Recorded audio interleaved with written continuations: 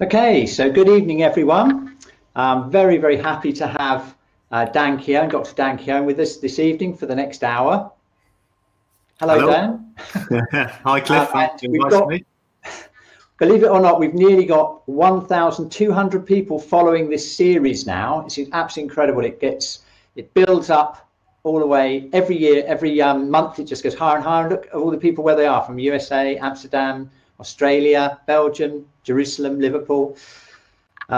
So we're expecting a couple of hundred people at least, and many of you will be watching the recording after the live event, which is also very cool. And while you're saying hi from all over the world, I'll just play the intro video from the European Shiatsu Congress. This is a lot of fun if you haven't seen it before.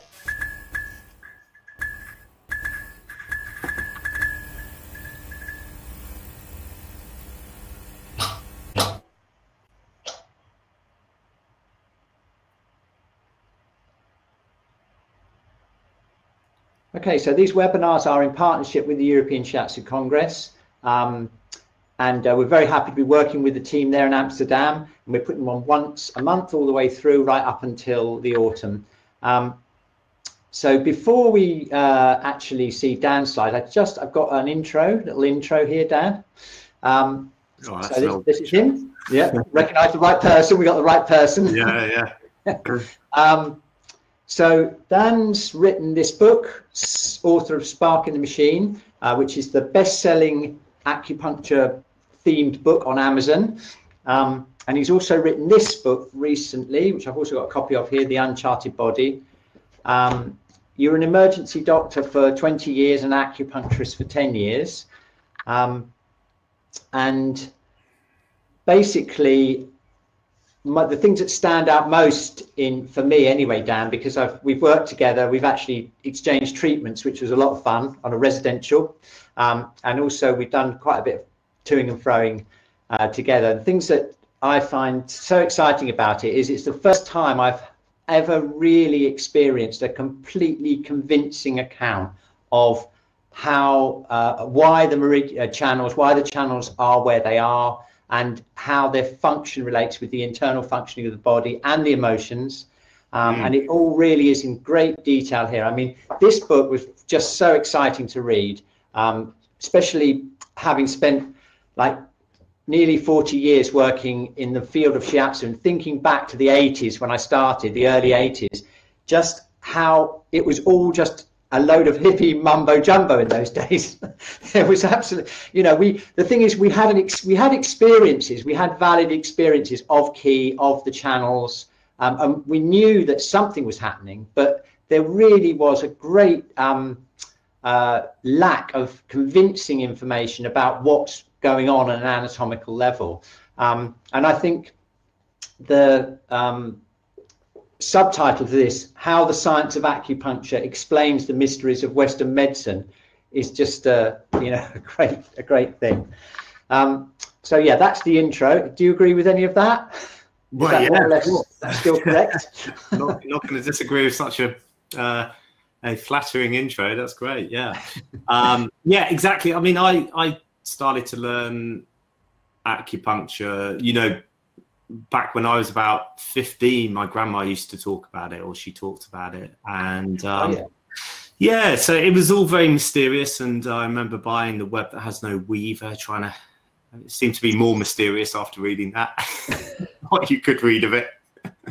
And then, my philosophy was, well, I'm going to give this the benefit of the doubt, Chinese medicine, because you can't dismiss something that's so old and so much pedigree just because you don't understand it. I mean, that's very arrogant to think that, well, because I don't understand it, therefore this 2,500 year tradition must have no merit.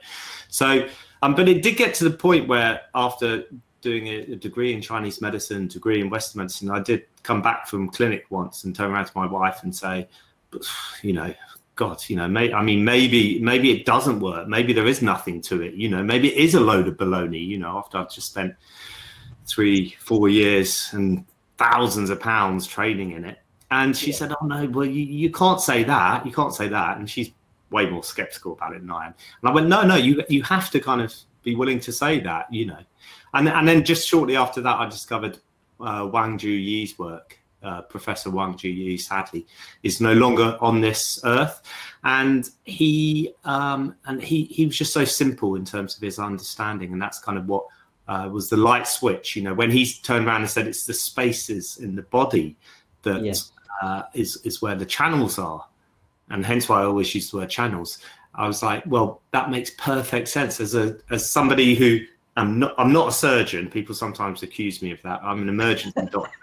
But I'd certainly spent enough time in surgery holding retractors back to create space within the body for surgeons. And so I implicitly understood that the body is full of this potential space, and this makes perfect sense. And that's why the original title of The Spark in the Machine was What God Forgot to Tell Surgeons. Oh, really? Yeah. Yeah. It's still the title of the first book. Yeah, great. That's an interesting background, isn't it? And it also makes sense of all those early experiences where they injected like dyes and things into the channels, and they showed up. And there's been quite a lot of experiments. Yeah, but it was just so interesting. I think it's quite an interesting reflection on Western thought as well. As we always want to find something. We want to find something. And it's just so amazing that it's so simple, that it is just those spaces. And the thing that really strikes me as well is just how accurate they are. I mean, they're just so, they are so accurate. The channels, the way the channels have been mapped by acupuncturists for all those thousands of years, and how it relates to the embryological facial spaces. It's just amazing. That's it. I mean, it's so interesting as well, because the Chinese have this concept of Jing and Luo, which in fact, what they say is Jing Luo Mai, this is what's translated as meridians. It's terrible translation. Channels is better. The Mai just really means a network. It's drawn as streams coalescing into a river. And Jing and Luo are really anatomy and histology. They're actually, the Luo actually means a net, and histology comes from the Greek to mean net. So, but the Chinese are describing the spaces between things, and the West in anatomy and histology are describing the things. So the Chinese and the West have been not only describing exactly the same thing, they both also independently went, this macroscopic network of things or spaces is significantly different to the microscopic or histological, that we're going to describe it differently. We're going to say anatomy and histology, or Jing and Luo. So, I mean, this is, of course, enormously reassuring, because you really want them to agree, Western and Eastern medicine, because either that means one of them must be wrong. And, if they don't agree, or you're misunderstanding. And thankfully they do agree. It's that simple. It's just, whenever you see an anatomy textbook and an anatomy picture, you can see all the channels there. It's just the spaces between things is the channel system. I changed the Wikipedia entry actually to that extent, and it got changed back within about 3 minutes. Oh, really? Yeah. There's a whole group of skeptics who are hacking into anything to do with complementary medicine. We've had the same problem with shiatsu. Someone said, Asaf says, do you mean that the Chinese saw the meridians as the spaces in between? That's what the question is there. Yeah, that's the thing. It's the character. So the meridians is a word that really shouldn't be used. I know a lot of people use it. I'm quite insistent that it shouldn't be used. The reason being is because it's a translation of Jing Luo Mai, and it's a mistranslation. So it's a mistranslation in the same way that if you had energy, chi isn't really energy. I mean, that's a mistranslation as well. Chi is, in my opinion, the best translation of chi is spirit. Okay. Or breath. But spirit is a better translation, because breath doesn't quite incorporate the energetic quality within chi. And so Jing Luo is the channel system, and this is the spaces, all the potential spaces between structures within your body. Yes, that's what the system is. And brilliant. Before we have a look at your slides, which are, you know, really interesting, and I thought I'd got a few polls, because I'd just like to ask everyone whether they've, first of all, how many of you have read Dan's book, Sparking the Machine? So I'm just going to share that poll and we'll find out. It is actually a very popular book. So let's see. Interesting. It's about 50-50, isn't it? Yeah. Oh, no, it's even lower. Oh, well, you've got to read that. It is a very good read, by the way. You could actually recommend it to your clients, I think, if they're interested in that. Okay, so then we've got the most gratifying thing I ever hear from people about that is I couldn't put it down, or I read it all in a day. Oh, really? Yes. Yeah. Whenever I hear that, I'm just like, perfect. That's what I aimed for. Yeah. So you won't get out of my new book though. You're not going to be. No, you don't. It took me a couple of weeks, and I was hard at reading this one. A couple of weeks. So let's see about the uncharted body. Much less. Still a few people. Oh, right. Oh, okay. Right, yeah, 10% rather than 40%. Well, hopefully next time that'll be a lot higher. Yeah. Yeah. Okay, that's this book. This is much more a manual. If you're interested in a really more in-depth read, this is the Uncharted Body. Okay, so that's interesting in itself. And I've got one other question for everyone all over the world. And thank you, by the way, for those of you in Australia. That means getting up very early in the morning. I know that. So I just want to find out, I thought it'd be interesting for Dan just to find out how you would assess your TCM knowledge. Do you think it's very good, not sure, low level, or very low level? Just so that we know a little bit about where to pitch the next hour or so that we've got left. Actually, look at this. We've got over half are rating it good or very good. Yeah. So I think, you know, that's a pretty good standard. Yeah, that is good. Yeah. Okay, so let's have a look at Dan's slides. We've got 11 slides here as basically as talking points. Just go back to the beginning.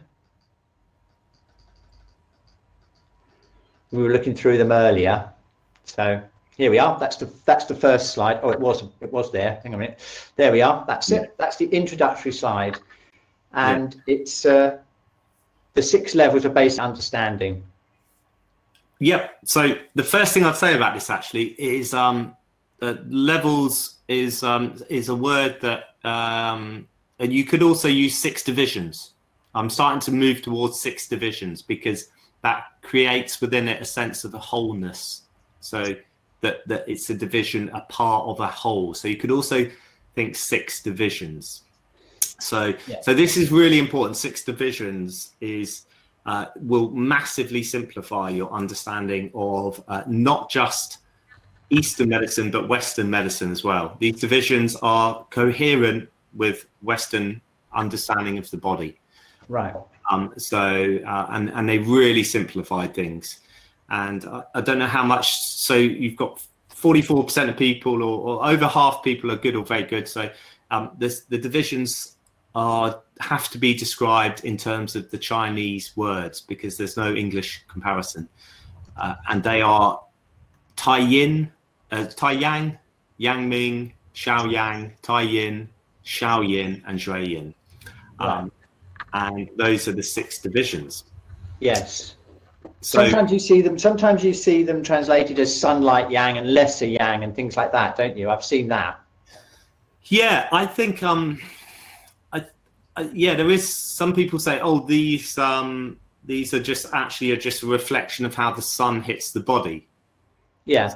But no, I think it's deeper than that. I think that's almost a reflection of because this idea of yin and yang as a cosmological philosophy, it seems to have just so much truth within our world. It just, you know, the world does appear to kind of obey these principles of yin and yang. Yes. And so even though it's true about the channels that Tai Yang, for instance, is found at the uppermost, the place where if you're on all fours, the sun would be hitting you hardest, you know, the center of the back.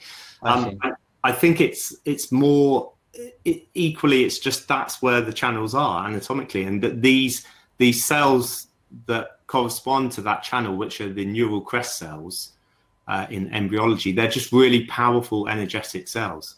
You know, they make things like your brain, they make things like your spinal cord, and they make the nerves and things, and they're just very powerful. You know, they're ultimate yang, but they're also not very nourishing as well. That's the thing. They're very powerful but not nourishing, just like yang.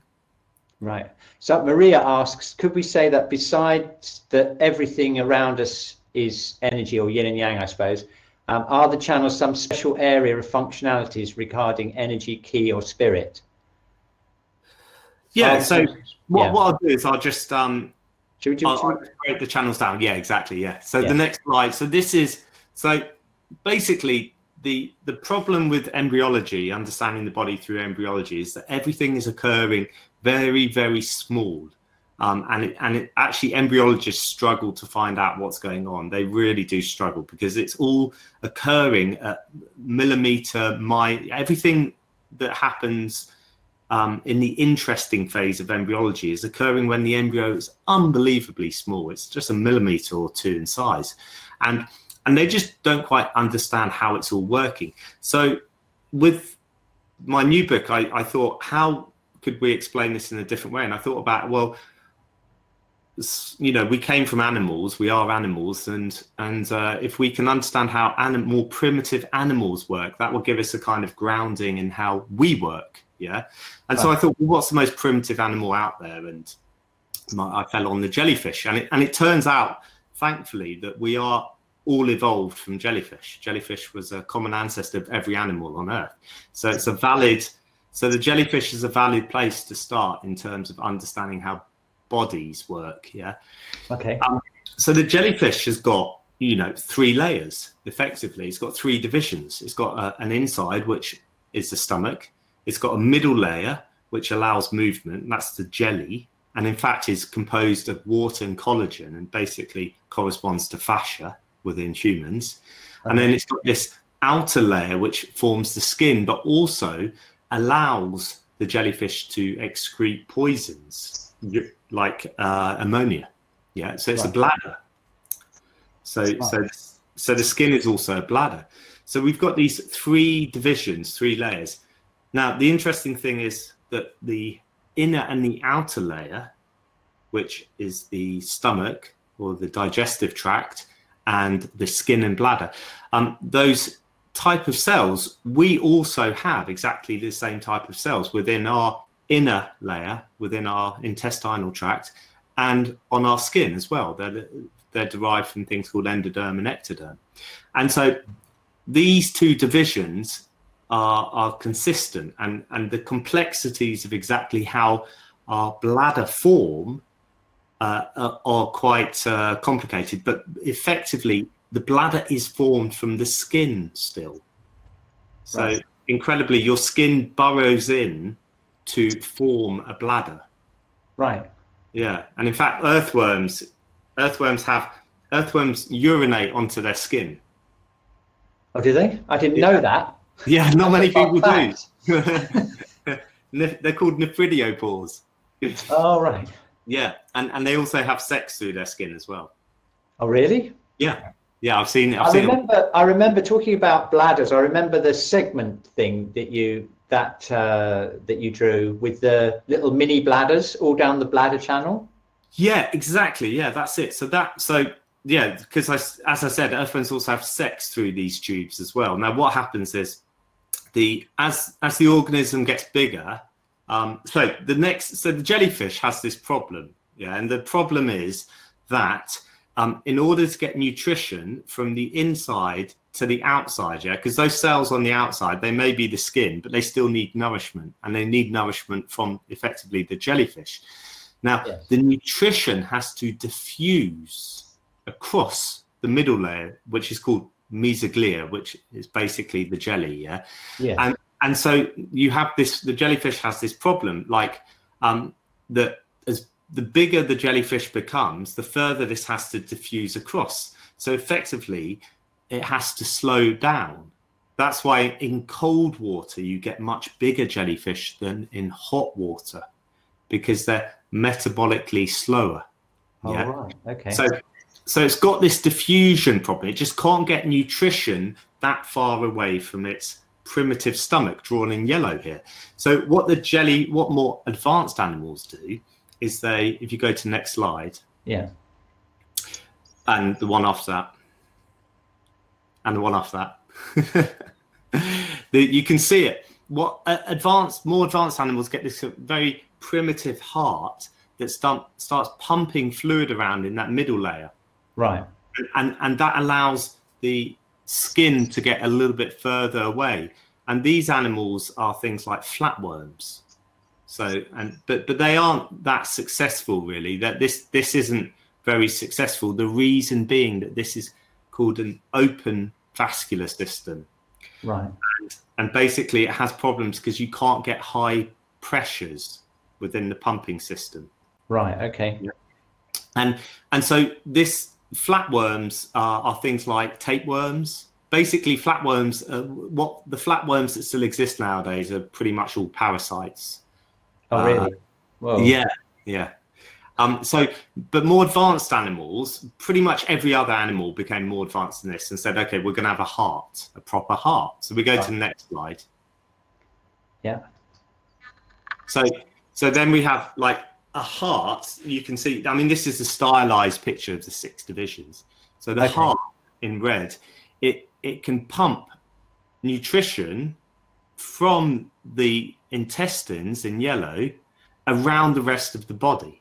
Yeah. Now, what that means is that the body can become a lot bigger, as big as the animals that we see, like a blue whale or a shark or, every animal uses this really. Right. Every animal that's more advanced than a flatworm, they all have this. Even earthworms, effectively, they have these very primitive kind of hearts. And this creates a lot of advantages in terms of not just the organism's ability to grow bigger and become more active, but it can also move the intestines away from the body wall.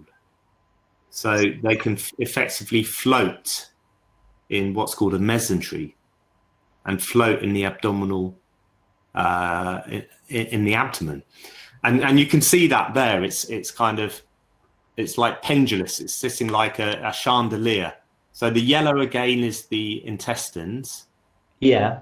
And the red is the blood, and the blue is the venous blood, and the green is the liver. Okay. Yeah. All right, that's the liver. So where's the intestinal wall then? The brown. That's brown. Yeah. So that's whereabouts is that? I can't see that. That's around the outside. No, it's oh, it's just that brown. Wait. Oh, I see. Can you see my pointer or not? Sorry? Can you see my No, I can't see your pointer. No. Is it brown? The brown area. It's beigey. Beigey. I know. Yes. Right. This. Yes. I see. Yeah. Okay. Yeah. Yeah. Yeah. So I mean, it's really interesting. What happens is that so you remember the jellyfish, nutrition just diffused. Can I just have another look? Go back to the jellyfish and have a look. Yeah. The jellyfish is really key, actually. I could almost just spend the whole time talking about the jellyfish, because if you get the jellyfish, you've already got like 3 of the division or 2 of the divisions. Yeah. You've got the Tai Yang, which is the skin and bladder, which is in blue. That's the bladder and the small intestine channels. Eventually. Yeah, and small intestine should be understood as is brain, small intestine brain. I would put brain after that. Okay. Then it makes sense. So you know how they often they keep going on about this in Western science. They keep going, oh, the brain in your gut. Oh, it turns out that. Yeah. And that it makes sense that it's the small intestine brain. It's the neurological control of the small intestine. All right, and that links with the bladder channel as part of the sea of marrow and all the rest of it, and the nervous system. Exactly, because the bladder channel basically is either side of the spine, and it's massively involved in creating the movement from the spine into the organs. So that's why your back shoe points Yeah. but correspond to the organs in that way. So earlier you said about the worm and its segments. Yes. Yeah. So early on, we're kind of segmented as well. Yes. In embryology, we're like segmented, and these segments, the nerves come out from the back. Yes. And these nerves also, there's a very powerful energy, neural crest cell energy that's coming out as well. And these correspond to the back shoe points of the bladder channel. Yes. Right. So I mean, this is one of the problems with these translations into. So I'll often describe it more as Tai Yang, because that is a more complete description of this channel than saying bladder. Bladder is definitely, you know, very important, and it's definitely a massive function of this channel, but it's more than just the bladder in our Western sense of it. Course, yeah, absolutely, yeah. Cool. Okay, that's cool. Yeah. So the blood. So Tai Yang is this skin, and it also makes the bladder. In the jellyfish, it functions like a bladder as well. This skin, because it's something's got to get rid of the watery kind of waste, from around the cells, and it doesn't go into the intestines because that's where they're trying to absorb goodness from. It goes out through the skin, right? And then so that corresponds perfectly to Tai Yang. That's one of our divisions done. Then Tai Ultimate Yang, and then Tai Yin, Ultimate Yin. Yes. Is going to be about bringing goodness in, isn't it? Because that's what yin is all about, bringing goodness in, right? Nourishment, yin. Yes. You know, yin is the mother. Yes. And so Tai Yin is this yellow layer of endoderm, and that's all about bringing the goodness in. So that corresponds perfectly to the Tai Yin division, which is the lung and the spleen channels, isn't it? Yeah, that's it. Yeah. And this is really important as well. This understanding of lung and spleen, it should be, see, it's very like lung, spleen, like they're these two organs but nothing else. No, all of these divisions are really, so if you go to the second to last slide, okay, they should all be understood as these channels that move throughout the entire body, and that in this case, the lung and the spleen. No, keep going to the one with the headless man, even though he's got a head. Oh, this one. Yeah, that one. Yeah, so here you can see. So this is another way of showing the 6 divisions. Yeah, so you've got here Tai Yin in this case. So your viewers should be able to work out where Tai Yin is, because we already said in the jellyfish it corresponds to the stomach, and so it's drawn with the same coloration, although it's a more orangey kind of color on this picture rather than the yellow, and it goes from the mouth, this channel, this division goes from the mouth all the way to the anus. Yes, but it branches off in the chest to make the lungs. That's how the lungs are formed. They're an outgrowth from your throat. That's why they join to your throat. They grow out of your throat with the thyroid gland as well, which is also part of Tai Yin. And then in the intestinal system, in the stomach and the abdomen, what happens is another branch grows out exactly like the lungs, but it's called the pancreas. So the pancreas grows out in a very similar way to the lungs, and at the end of the pancreas, which you can see here is that loop, at the end of the pancreas, the spleen forms. Right. You should be able to see a kidney, black kidney next to that kidney in purple. Is the purpley one? Yeah, I can see that. Yeah, that's the spleen. Yeah, that's the spleen. You can see how it's grown. The pancreas grows out, and at the end of it, it makes the spleen. And so when the Chinese say the spleen, they're just saying, well, this is the ultimate manifestation of this channel, this entire channel.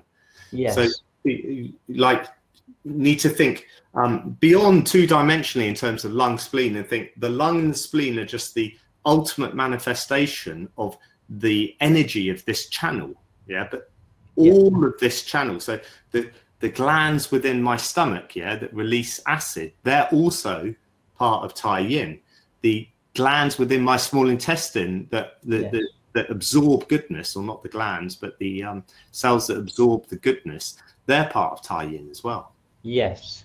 Yeah. Yes. It's just the spleen is like the mother lode of this energy. Yes. Yeah. Got it. Okay. Cool. So that's kind of two divisions kind of knocked off, like, in terms of very simple. Now we're left with four. Do we need to go back to jellyfish now? Yeah, go back to the jellyfish. Yeah. Just one thing I've noticed, which of course is obvious, is the red and the yellow. You know, the Tai Yin and the vascular system is all combined, isn't it? Like you said, in the second jellyfish, the second picture that evolved from the jellyfish, it's right next to it to help the nutrients diffuse out, like you were saying. Yeah, exactly. Well, this gets really interesting, because then let's go back to the jellyfish. I don't know how much your students understand about the Chinese medicine, but there's a concept of opening, pivoting, and closing. I've not heard of that. Oh yeah, this is fascinating stuff. Opening. I only just got my head around this. Opening, pivoting, closing. Okay, so we'll maybe have to do another webinar about that, but I'll touch on it. Okay, so if you go to the so just quickly summarize this, then we'll go to the next one. So you've got these three layers, and the inside and the outside layer are exactly the same as our inside and outside layer. Yeah. Okay. Tai Yin and Tai Yang. Yeah. And the middle layer, the mesoglia, will then separate into four layers. Right. Okay. So that goes make up the 6 divisions. Yeah. Exactly. Okay. So we go to the. Do we need this one? No, this one's perfect. So the main thing that happens then is the body then produces this heart to enable it to pump nutrition around. Right. So the heart corresponds to Shao Yin. Yes. Yeah. So I'll just talk a little bit about Shao Yin. So Shao Yin is lesser Yin. Okay. And it's lesser Yin because actually it's quite a yang. It's quite yang, the Shao Yin system. I mean, it's moving like pretty fast and powerfully. Yeah. So Yin is turning into yang in some ways. And what that does is it pivots or moves nutrition from the Tai Yin, which is the stomach, to the Shui Yin, which is the liver. Right. So one of the reasons it has to do this is because the heart is very sensitive and delicate, and the nutrition that it picks up is basically full of crap, literally. I mean, it's picked it up from your intestinal system. You know, there's microbes and toxins and all kinds of things in it. Yeah. So it has to be cleaned up. Has to be. Okay. The Chinese call this, the liver is described as dredging, draining, and regulating. Right. Yeah. So it's picked up this nutrition and in the blood itself, and it's moved it to the liver in something called the portal circulation. Okay. Which actually could just be called liver circulation. Right. But you know what doctors are like. They love to make things confusing so that you don't understand what they're talking about. Yeah, that's right. You should know, right? You've done it. The patient's hemorrhaging to death. Oh, he's bleeding to death. Yes, I know that. So they pick this nutrient, the Shao Yin, the heart, picks up the nutrition and it takes it to the liver. And the liver literally does actually dredge it, which is clear out the large particles, which with things like white cells, it does drain it. That now it has, the liver's actually functions like a colander, you know, like you put spaghetti into a colander. Yeah. And the water, it's got a tube, this blood goes down, it's got all these tiny little holes. and the fluid from the blood sprays out into the liver, but the red cells stay within the blood. Wow. Yeah, it's crazy. So it literally, they're trying, you know, I read this in Wang Juyi's book, dredging, draining and regulating, and thought, right. Wow. Yeah, okay, well, I don't know what that means, but it actually does dredge, physically drains the fluid, as I've just said.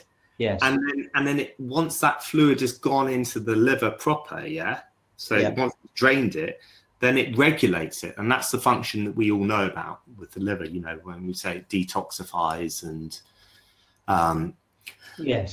makes clotting factors and things like that. Sure, So that's the and then the reason the liver has to do this is twofold, but one of the most important things is that the blood has to be cleaned before it can go back to the heart. Right. Yeah. Right. Because the heart basically, I mean, one of the reasons being is the heart can't stop. So all of our other organs can have a breather, can have a pause. You know, your kidneys can stop working for, say, half an hour, and you can restart them and they'll be okay again. Yes. You know, liver, you could, you know, stop working, and, you know, it would be, everything can stop, but the heart can't stop. No, true. So its energy supply and its blood have to be very, very closely controlled. So it's very sensitive, is the emperor. Yes. So that's the main reason the blood has to go back through to the liver. Right.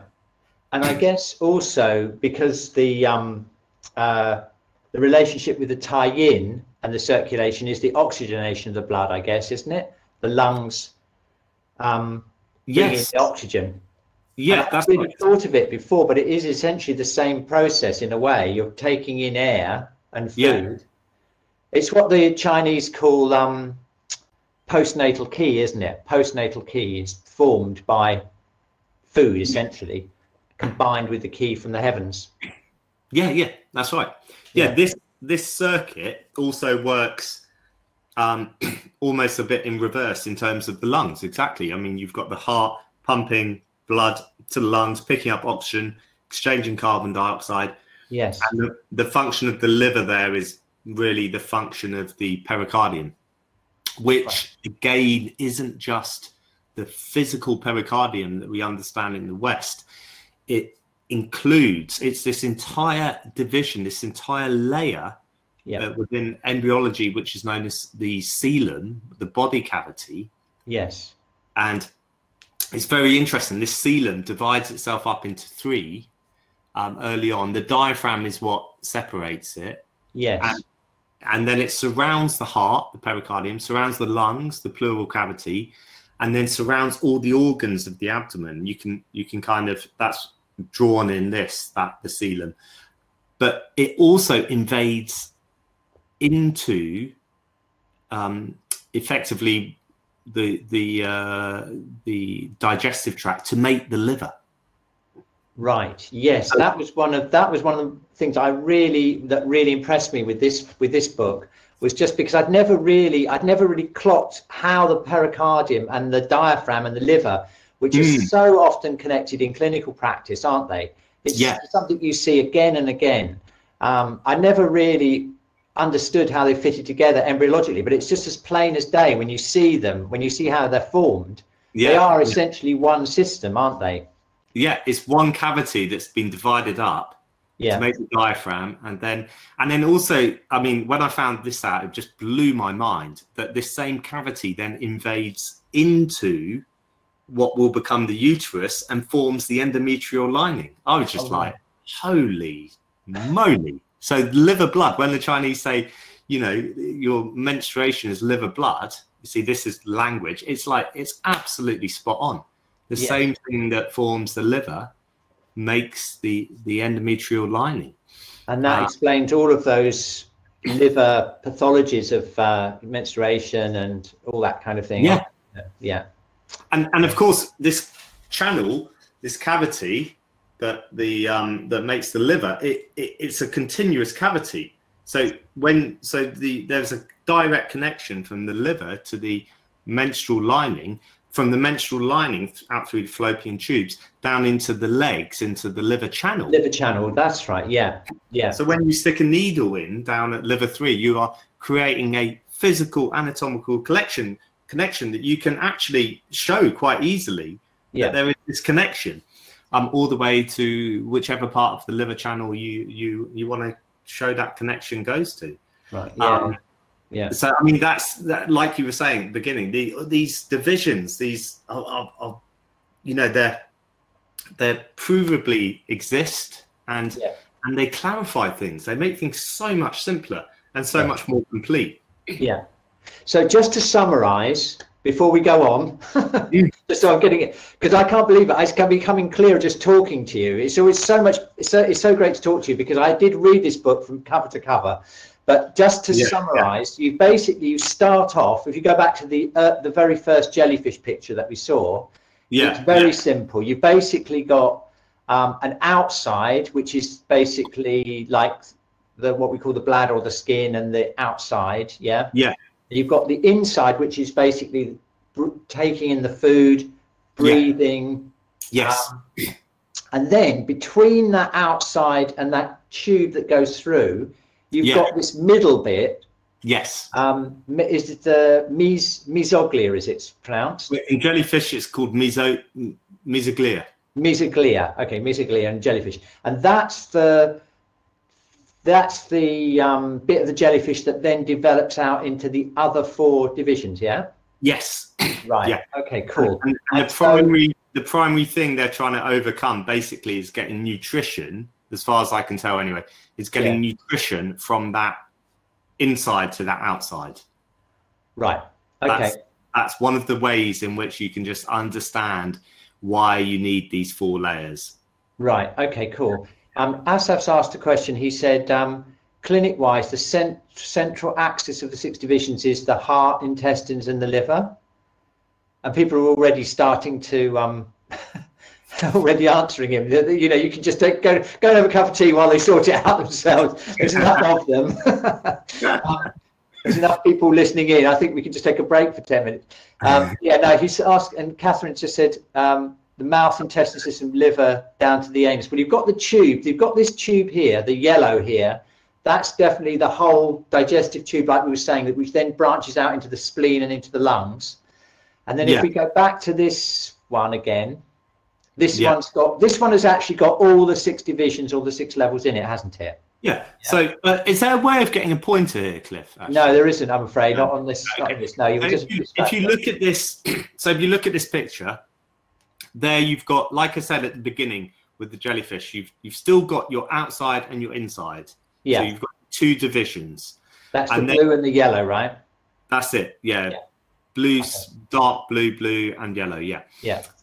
And then in the middle bit, you've got 4 of the divisions. Now, those 4 divisions are simply heart, or Shaoyin, picking up nutrition to take it to Zhuiyin, to be cleaned, and then the liver, the liver, and the liver actually returns then loads of lymph into Shaoyan, into the lymphatic system, and then basically the Yang Ming, or what we know, this again is the terminology is so important. So when we talk about stomach and large intestine, really, like, in my opinion, it's the entire muscular layer of the intestinal system, starting. So your intestinal system has got a very thin layer that absorbs the goodness, tiny,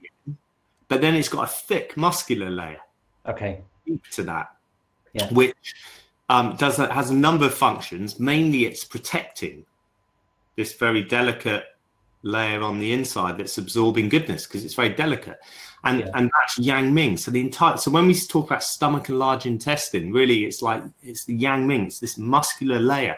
It's just that the stomach and large intestine are in some way the most powerful examples of that energy. Yes. I tell you one thing that you know, that's really influenced how I'm working clinically, because I remember talking to you at one point, And we were talking about the fact that, in a way, large intestine channel should really be called the stomach or the intestine channel of the arm. Yeah, well, you called it the nose channel, which I thought was brilliant, actually. Yeah, I tell that to people sometimes. Well, you call it the nose channel.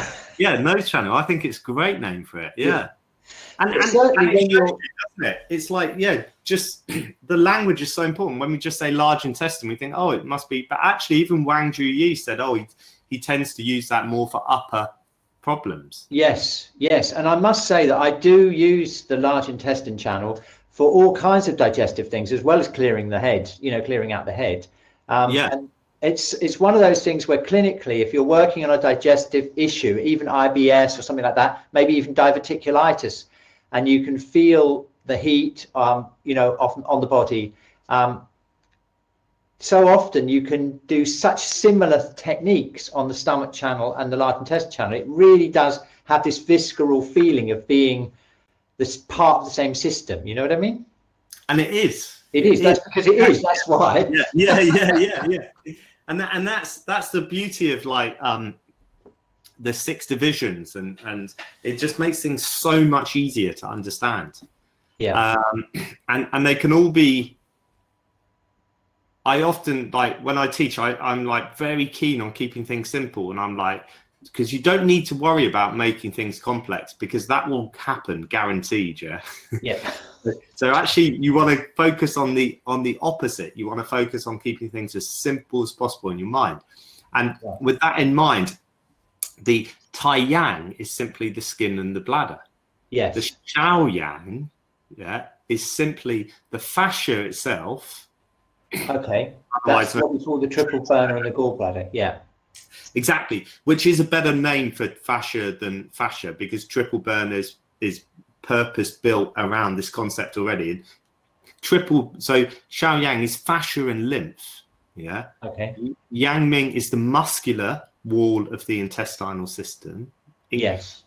Tai Yin is the delicate absorbing layer of the intestinal system, including the lung and spleen. Right. Okay. Xiao Yin is the blood. Simple, yeah. Okay. And that includes the kidney function of the blood as well. So it's red blood compared to Xiao Yang, which is white blood.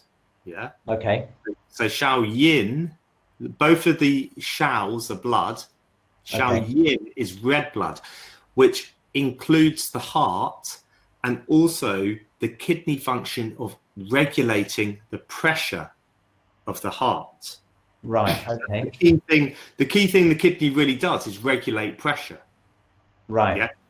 It extracts poisons as well, but that actually within our understanding, that's more Tai Yang. Remember we said about the skin? Yes. And the skin in the jellyfish, it has to let the poisons out. That's right. Yeah. Yeah. It's Tai Yang. So that's bladder. Yeah. It's more the kidney actually in many ways in terms of Xiao Yin is regulating the pressure. So the kidney saying to the heart, beat harder or beat softer, which is why blood pressure problems invariably have their root in some kind of kidney pathology as well. Yeah. Because the kidney's telling the heart, they're not communicating properly. It's telling the heart to do something, beat too hard, but actually the blood pressure's fine and the problem's in the kidney. And then finally, the last layer of all is Shui Yin, which is the liver and this inner cavity. And then it returns back again to Yang. Right. Yeah. So you've got these 6 divisions that are like skin, white blood, muscular layer of intestines, absorptive layer of intestines, red blood, and then finally liver and return. Yeah. And the other thing that I've also found very interesting reading this book was how you definitely moved into, because at the moment we're looking quite physically, aren't we, at the different structures of the body, and it's so clear, the different structures. But a lot of Chinese medicine, when it's practiced, is relating those divisions or those levels and the channels to emotional and spiritual, mental correlates, isn't it? And you definitely you definitely go into that quite a bit. I just thought you might want to mention that, how that connection comes about. Well, yeah, so chi is, I define chi as the organizational energy of the body, best seen in the embryo. Yeah, so chi organizes everything in the body, and that's, you can see disease. You can just understand disease as disorganization. Yeah, it will work on pretty much any level. Whenever you look at disease, there's disorganization of some, you know. So in other words, the chi's not working. So emotions are a way in which our spirit is organized to deal with the external environment. So that's what an emotion is. It's basically the body has been organized as a cohesive whole to deal with some kind of either opportunity or threat, for instance. You know, so if there's a lion, the emotion of fear is there. So, you know, the adrenal glands, which are kidney, release loads of adrenaline and dopamine, makes your heart beat faster, you know, so you get more nutrition to all the cells so that you can run faster and get out. And meanwhile, your brain is also going, get the hell out of here. Yeah. You know, so it's organized. So these hormones that also create these emotions have organized the body to a cohesive end. And it's the same with like love, for instance, and also like neediness, and all the emotions. They're a way in which our body's organized. And it turns out that like one of these organs kind of have kind of, you know, taken ownership of these particular emotions in whatever way. Yes. So the kidneys and the heart, because the kidneys all about making sure the pressure of the heart is correct. Yes. Then, you know, if there's a threat to the body and you need more kind of nutrition effectively, then the kidneys take ownership of that problem. Yeah. Whereas the spleen or the digestive system, you know, that's more about getting nutrition in. So and so the emotions of neediness correspond to that as well. So yes, these emotions aren't necessarily just physical things. They can also, when you need physical things, it can also be a neediness of a kind of love or something like that. Yes, yes. So the interesting thing is that these emotions are all governed by hormones. Yeah. Yeah. I think most people would agree that hormones are very involved with emotions. Now, sure. Every hormone that we know of is also a neurotransmitter. Right. Yeah. And this is where it gets interesting, because like basically what's happening is the brain, is using this same hormone as a neurotransmitter. Yeah. And to avoid confusion, it's also using it in the same context. So for instance, adrenaline in the body is a hormone that will make your heart go faster. Yeah. And it actually creates in your brain a sense of fear. But adrenaline in your brain can be, in fact, it's interesting, adrenaline, because supposedly it's actually the sense of your heart going faster that makes your brain pick up fear. So it doesn't detect the adrenaline per se; it detects the adrenaline's effect on your heart. Right, because of the barrier, the blood-brain barrier. The blood-brain barrier. Yeah. Yes. But the brain will use that same adrenaline, the same hormone as a neurotransmitter to then create an appropriate fear response within the body. Right. Yeah? So this is what happens in post-traumatic stress disorder. That basically you get this loop going on. Right. Where basically the brain is like seeing something fearful, creating a fearful response in your body, which can involve the adrenal glands releasing adrenaline, which then creates a sense of fear within your body, which your brain picks up on. Yeah. Right. Goes, oh, there's something scary. Actually, there wasn't at all. Oh, panic. And you get this loop where, it's like a panic attack or post-traumatic stress disorder where, you've got to break that loop. Yes, exactly. Yeah. And that's why, what do you use for this? Beta blockers. or body work.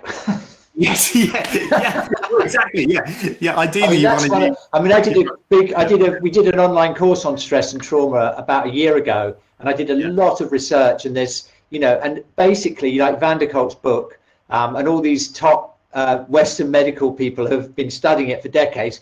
Really, they come to by the time you get to the end of the book, he just says, well, actually, the best thing is body work, yoga, and meditation. Yeah, exactly. Yeah. That's it. Yeah, because you can. I mean, what a beta blocker would do is basically interrupt that loop. Right. So you've got this loop going on. It blocks it. Yes. Yeah. So it can't keep looping, but it's still, the problem's still there, and it's just. Yes.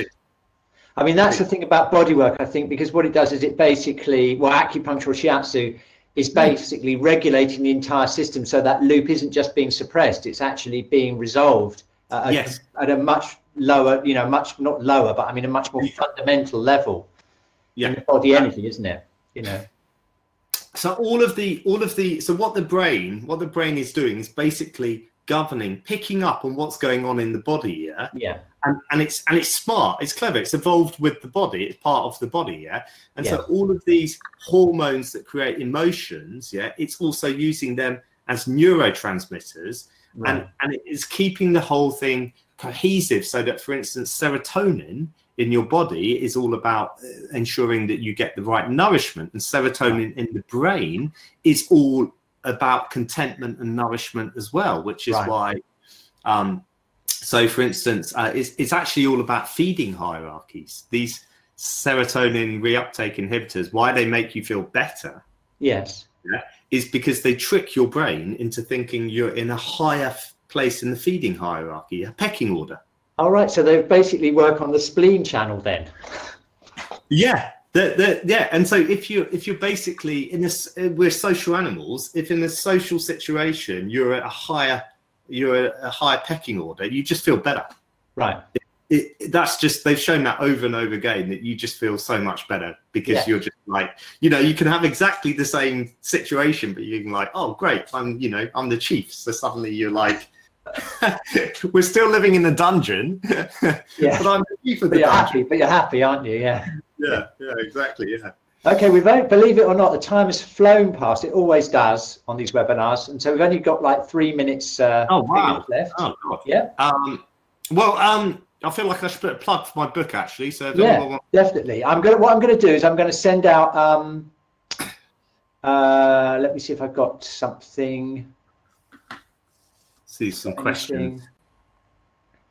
I've got a link to your book here, and this is a link that goes straight to your book page. And you've actually made us a you get 10% off. A discount code, if you put shiatsu 10. Shiatsu 10. I'll put it in the chat. Lowercase is lowercase okay? I think so. That will work. If not, uppercase. Yeah. So if you want to check out this book, I highly recommend it. It's awesome. It will definitely keep you fascinated. The links are just unbelievable with Chinese medicine. It's just so great for confidence to know that it's not just all in our imagination. What we're doing really is real, So I think that's been the great thing for me anyway. It's been just so reassuring. I think it's just confidence. Confidence is the word, really. Confidence in our experiences and how deeply the work can take us into interacting with the body and the mind and the spirit. Really, having that's really made a big difference to my work. I know it's been an amazing experience finding out. So that's it. Okay, well, there we go. 1 minute. I think everyone would like to say a big thank you for being with us. And of course, Dan will be at European Shiatsu Congress Amsterdam. So if you want even more of Dan, you'll be able to book in on one of his workshops. And maybe you would have read the book by then, and you'll be able to ask him some really in-depth questions. Yeah, no, definitely read the book. If you're coming to the conference, it will raise your you'll get so much more out of it, because I mean, the key thing is it just makes these 6 divisions, they just make things so much simpler. Yeah, we like that. Keep it simple. Yeah. Keep it simple. Exactly. Yeah. Okay. Well, thanks again, Dan, and I'll see you in Amsterdam. Looking forward to it. Yeah. Thanks very much. Thank you, everyone, for watching. Session. See you in Amsterdam. Okay. Goodbye, everyone, and thanks very much for tuning in.